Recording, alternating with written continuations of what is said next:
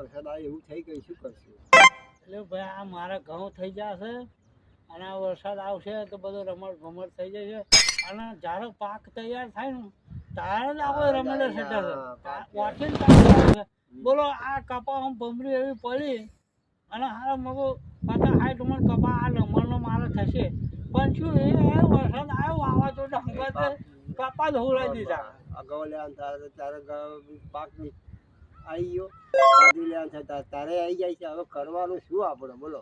મારે ગઈ સાલ 3 વીઘો બાજરી ઉભી જનાવરો વેની થઈ જશે. આપણે બાજરીનો પાક થાય તારે બગાડ કરે છે, અત્યારે બગાડ કરે, કરીએ શું હવે? અમારા આખા ભગવાન ધારી છે કે સમજ નહીં પછી.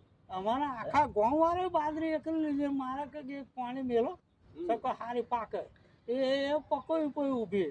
મારે ગઈ સાલ બાજરી પાક થયેલું બધું બાજરી ખૂટે પડે તો બધું નવરું થઈ ગયું. શું કરીએ યાર આપણે? યાર આપણા કિસ્મતમાં ના આવે તો શું કરીએ બોલો?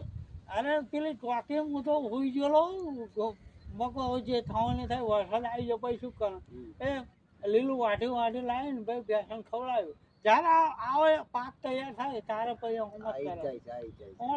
ઓટોમેટિક આવી લીધે આ તો ખર્ચો બેઠો કઈ ખબર પડતી નહીં. 12 માસ થઈ ગયો વરસાદ, એવું જ ગણવાનો હવે. 12 માસ્યો વરસાદે 12 માસ્યો અને બધામાં 12 માસ્યું થઈ ગયું. આ મારા ભગવાનને પૂછવું છે કે પ્રભુ હવે આ વરસાદમાં શું કયો પાક કરવો?